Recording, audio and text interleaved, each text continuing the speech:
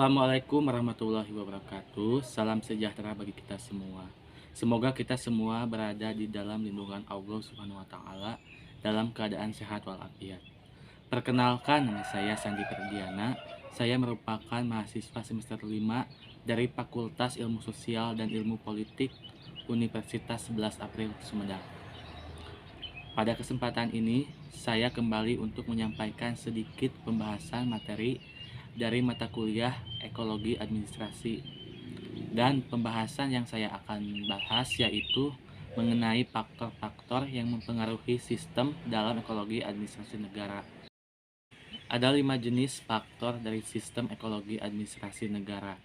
Yang pertama yaitu faktor keadaan penduduk, yang kedua faktor struktur sosial, yang ketiga faktor sistem ekonomi, yang keempat ideologi, dan yang kelima faktor sistem politik.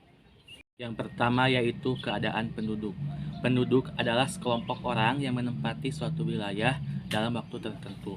Jumlah penduduk tersebut akan berubah dari waktu ke waktu karena beberapa faktor. Ada 5 jenis faktor yang mempengaruhi jumlah penduduk, yaitu yang pertama fertilitas atau kelahiran.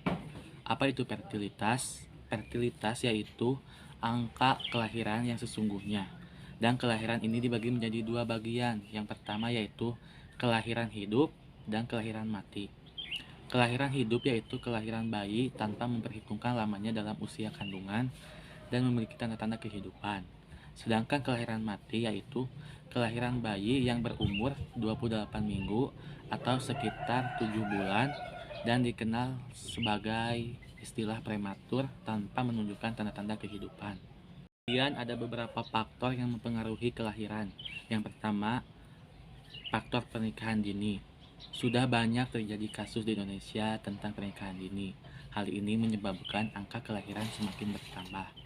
Selanjutnya, besarnya angka kematian bayi sehingga banyak orang tua yang mendorong untuk memiliki banyak anak. Dan adanya penilaian yang tinggi terhadap anak karena banyak anak menjadi tumpuan harapan orang tua di masa yang akan datang. Kemudian ada faktor penghambat dari angka kelahiran ini, yakni yang pertama adanya program keluarga berencana. Program keluarga berencana ini merupakan program dari pemerintah dalam upaya menekan angka kelahiran yang semakin tinggi dari waktu ke waktu. Selanjutnya ada undang-undang tentang pernikahan. Dalam hal ini adanya batasan usia untuk menikah. Misalnya untuk wanita minimal menikah umur 17 tahun dan untuk pria minimal menikah 20 tahun. Hal ini disebabkan karena untuk mengurangi angka kelahiran. Faktor selanjutnya yaitu mortalitas atau kematian. Dan kematian ini berpengaruh pada keadaan penduduk. Ada beberapa faktor penyebab kematian, yakni minimnya sarana prasarana kesehatan dan kurangnya fasilitas kesehatan serta tenaga ahli di daerah-daerah terpencil, sehingga membuat angka kematian meningkat. Sering dijumpai kasus gizi buruk dan bencana alam serta wabah penyakit.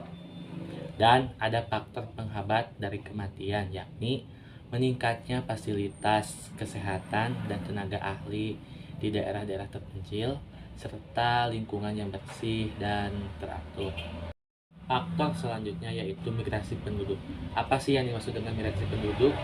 Migrasi penduduk yaitu perpindahan penduduk dari suatu daerah ke daerah lain dengan tujuan untuk menetap dan lebih dari 6 bulan. Jika kurang dari 6 bulan, maka disebut sebagai mobilitas sirkuler. Ada beberapa penyebab terjadinya migrasi, diantaranya yaitu faktor ekonomi, kepadatan penduduk, keadaan geografis, dan lainnya. Migrasi dibedakan menjadi 2 bagian. Yang pertama yaitu migrasi antar negara dan migrasi dalam negeri.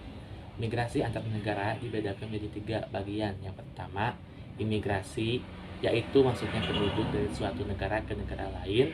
Yang kedua, emigrasi, yaitu keluarnya penduduk suatu negara ke negara lain. Dan yang ketiga yaitu remigrasi, yaitu kembalinya penduduk dari negara lain ke negara asal. Sedangkan migrasi dalam negeri adalah perpindahan penduduk dari daerah satu ke daerah lain atau masih satu negara. Dibedakan menjadi 3 bagian, yaitu perpindahan antar pulau atau provinsi yang disebut sebagai transmigrasi. Yang kedua, perpindahan penduduk dari desa ke kota atau disebut sebagai urbanisasi. Yang ketiga yaitu faktor penarik, misalnya merantau ke kota untuk berdagang dan bekerja lainnya. Selanjutnya ada faktor informasi kependudukan. Apa sih yang dimaksud dengan informasi kependudukan?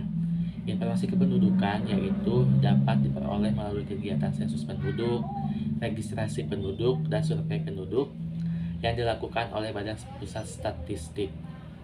Selanjutnya, faktor yang kelima yaitu kualitas penduduk.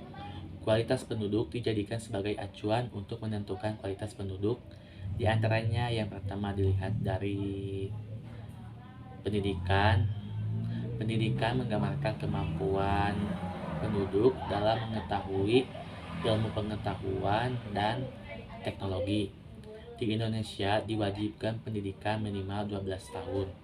Tetapi tidak semua penduduk mengenyam pendidikan tinggi. Selanjutnya faktor yang kedua yaitu struktur sosial. Struktur sosial ini berupa bentuk-bentuk kelompok yang ada di dalam masyarakat seperti misalnya keluarga, bidang agama, politik, dan kelas-kelas lainnya. Kemudian faktor yang ketiga yaitu sistem ekonomi. Kehidupan ekonomi merupakan tingkatan produktivitas penduduk yang tinggi karena sistem institusional yang rapi yang mendorong seseorang untuk melakukan bekerja. Kemudian ada dua faktor yang pengaruh dari sistem ekonomi, yakni yang pertama pengaruh langsung dan pengaruh tidak langsung. Dalam pengaruh langsung ada tiga konsep pertama, yang itu konsep komoditi atau tenaga kerja dianggap sebagai barang dagangan yang harganya berupa gaji atau upah. Yang kedua konsep kebebasan, yaitu pegawai yang menjual jasa-jasanya guna mendapatkan pembayaran yang sesuai atau yang terbaik. Selanjutnya yang ketiga konsep kebebasan kontrak, yaitu kebebasan untuk melibatkan diri pada jual beli barang atau jasa-jasa dengan syarat yang disetujui. Selanjutnya pengaruh tidak langsung, yaitu ekonomi yang semakin berkembang karena berkembang pada bidang industri, perdagangan, dan jasa-jasa dengan memerlukan pengetahuan dan campur tangan administrasi negara yang berupa pengawasan, perlindungan konsumen, dan menjamin mutu hasil produksi. Selanjutnya faktor yang keempat yaitu ideologi negara. Ideologi merupakan suatu keyakinan dan pandangan yang dianut oleh suatu negara. Dalam suatu kebijakan, ideologi merupakan cerminan dari sistem administrasi negara. Selanjutnya ada sistem politik. Dalam hal ini, ada banyak ahli-ahli politik memusatkan perhatian pada demokrasi dan totalitarisme. Ada beberapa kesamaan paham yang mana bahwa administrasi negara disubordinasikan kepada penguasa politik. Namun perlu dicatat bahwa pembela paham demokrasi itu sama berpendapat bahwa administrasi negara merupakan alat perlengkapan yang berada di bawah pengawasan organ politik. Sekian pembahasan yang dapat saya sampaikan pada pembahasan kali ini mengenai faktor-faktor yang mempengaruhi sistem dalam ekologi administrasi negara. Mungkin itu saja yang dapat saya sampaikan pada kesempatan kali ini. Mohon maaf kepada dosen mata kuliah Bapak Edi Setiawan Esos LMSI dan teman-teman semuanya apabila ada kata-kata yang kurang berkenan. Wassalamualaikum warahmatullahi wabarakatuh.